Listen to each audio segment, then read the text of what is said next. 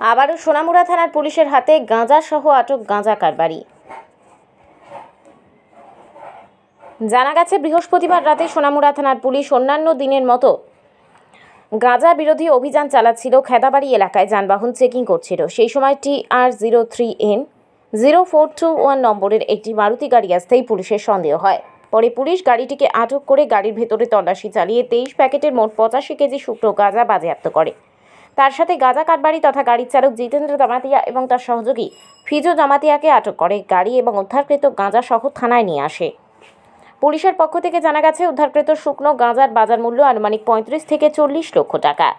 ধৃতদের বিরুদ্ধে বৃহস্পতিবার রাতেই সোনামুড়া থানার পুলিশ NDPS মামলা হাতে নিয়ে তদন্ত শুরু করেছে। সোনামুড়া থানার ওসি জানিয়েছেন ধৃতদের শুক্রবার আদালতে প্রেরণ করা হবে। বিরুদ্ধে অবভিয়াসলি তাদের বিরুদ্ধে NDPS একটা মামলা নেওয়া হয়েছে এবং তদন্ত চলছে। মোটামুটি যে কোয়ান্টিটি গাঁজা উদ্ধার হয়েছে সেই ক্ষেত্রে মানে বাজার মূল্য কত হতে পারে?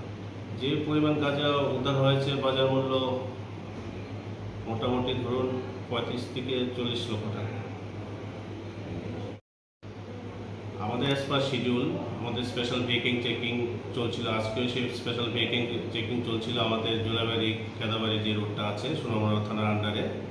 তো আজকের এই ভেহিকেল চেকিংয়ের সময় inspector Biplab Debbarma, sub inspector Jagabandhu Debnath, TSR এবং পুলিশ ছিল সেই ভেহিকেল চেকিংয়ে। তো ভেহিকেল চেকিং করার সময় TR03N0421 একটা ওয়াগনার গাড়ি ডিটেন করা হয়।